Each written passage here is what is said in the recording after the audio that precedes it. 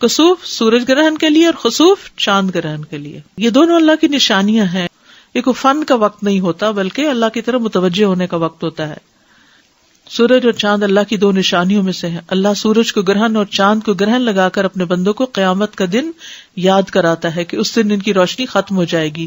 اس میں آپ دیکھیے کہ ہمارے یہاں بڑے توہمات ہیں یعنی چاند اور سورج گرہن کے ساتھ. شامت آتی ہے حاملہ خاتون کی کہ اس نے لیٹنا نہیں ہے اور اس کو چلتے ہی رہنا ہے ورنہ بچے کے منہ پہ داغ پڑ جائے گا اور اس قسم کی بہت سی باتیں. اس موقع پر نبی صلی اللہ علیہ وسلم کے بیٹے فوت ہوئے تھے تو لوگوں نے اس کو اس سے منسوب کر لیا کہ اس وجہ سے یہ گہن ہوا ہے کیونکہ ابراہیم کی وفات ہوئی ہے اس کے ساتھ ہی ہوا. تو آپ نے فرمایا اس کا کسی کی موت سے کوئی تعلق نہیں. یعنی یہ نہیں کہ کسی ملک کا سربراہ وہ مر جائے گا کیونکہ اس کے ہوتے ہوئے سورج گرہن یا چاند گرہن لگ گیا. اور چونکہ آپ نے اس کا حکم دیا تھا پڑھنے کے لیے لیکن پھر بھی نفلی نماز ہے, اگر کسی مجبوری سے انسان نہ پڑھ سکے تو کوئی بات نہیں. اس کے لیے اذان نہیں ہوتی لیکن اعلان ہوتا ہے ان الصلاۃ جامعۃ. اگر حرم میں کبھی آپ ہوں تو وہاں ان الصلاۃ جامعۃ کی آواز کے ساتھ نماز کے لیے بلاتے ہیں اور لمبی نماز پڑھاتے ہیں. اور اس میں حضرت عائشہ کہتی ہیں کہ سورج بے نور ہوا ایک بار آپ کی زندگی میں, آپ مسجد میں تشریف لے گئے, لوگوں نے آپ کے پیچھے صفیں بنائی اور پھر آپ نے تکبیر تحریمہ کہی. مرد اور عورتیں سبھی پڑھتے ہیں. حضرت عائشہ بھی پڑھ رہی تھی, حضرت اسماء نے دیکھا اور پھر وہ بھی شروع ہو گئی. اور اس کا طریقہ تھوڑا سا مختلف ہے نماز کا.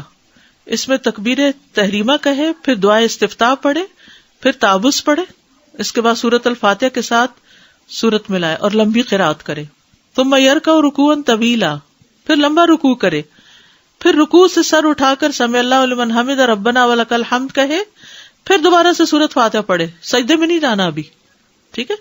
اور پھر سورت فاتحہ کے ساتھ کسی دوسری سورت کو ملا کر لمبی قرات کرے تاہم پہلی رکعت یا پہلے قیام سے یہ قیام تھوڑا کم ہوگا. پھر دوسری مرتبہ لمبا رکوع کرے لیکن پہلے رکوع سے قدرے کم لمبا ہوگا. پھر رکوع سے سر اٹھائے, ٹھیک ہے, یعنی رکوع بھی تھوڑا لمبا لیکن پہلے رکوع سے کم. پھر رکوع سے سر اٹھائے, کافی دیر کھڑا رہے, سمع اللہ لمن حمد ربنا ولک الحمد پڑھے, پھر دو لمبے لمبے سجدے کرے. اسی طرح دونوں سجدوں کے درمیان بھی کافی دیر بیٹھے یعنی جلسہ میں. اس میں کیا پڑھتے ہیں رب اغفر لی رب اغفر لی, اس کی تکرار کرتا رہے. پھر دوسری رکعت کے لیے کھڑا ہو اور بالکل پہلی رکعت کی طرح دوسری رکعت میں بھی دونوں رکوع وغیرہ ادا کرے, ٹھیک ہے.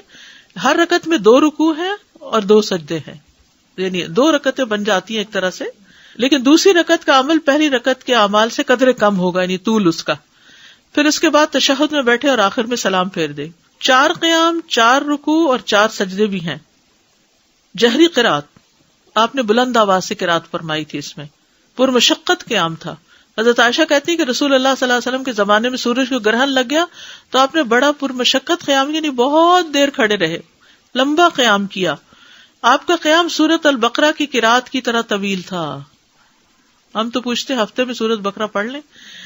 اسماء بنت ابی بکر سے روایت, انہوں نے کہا کہ ایک دن نبی صلی اللہ علیہ وسلم تیزی سے لپک کر گئے. کہا ان کی مراد اس دن سے تھی جس دن سورج گرہن لگا ہوا تھا. تو جلدی میں آپ نے قمیص اٹھا لی, حتیٰ کہ آپ کو چادر لا کر دی گئی تو آپ نے لوگوں کو امامت کراتے ہوئے انتہائی طویل قیام کیا. اگر کوئی ایسا انسان آتا جس کو یہ پتا نہ ہوتا کہ آپ قیام کے بعد رکوع کر چکے ہیں تو اس قیام کی لمبائی پر وہ کبھی نہ کہہ سکتا کہ آپ ایک دفعہ رکوع کر چکے ہیں. طویل رکوع اور سجود. پھر نماز کے بعد خطبہ دینا. گرہن لگنے پر کرنے کے کام کیا ہے؟ ذکر, دعا اور استغفار کی طرف لپکنا, کثرت سے استغفار کرنا, تسبیح تحمید اور تہلیل کہنا, عذاب قبر سے پناہ مانگنا. آپ نے جب طویل قیام کیا تو فراغت کے بعد جو کچھ اللہ نے چاہا اسے بیان کیا اور پھر لوگوں کو حکم دیا کہ وہ عذاب قبر سے پناہ مانگے. صدقہ کرنا. سنن نبی داؤد کی روایت میں آتا ہے کہ جب تم یہ کیفیت دیکھو تو دعا کیا کرو, تکبیر بیان کرو اور صدقہ کیا کرو. غلام آزاد کرنا. اسماء رضی اللہ عنہ کہتی ہیں کہ نبی صلی اللہ علیہ وسلم نماز کسوف کے موقع پر غلام آزاد کرنے کا حکم دیا کرتے تھے. تو کسوف کی نماز دن میں ہوگی اور چاند گرہن کی رات میں ہوگی.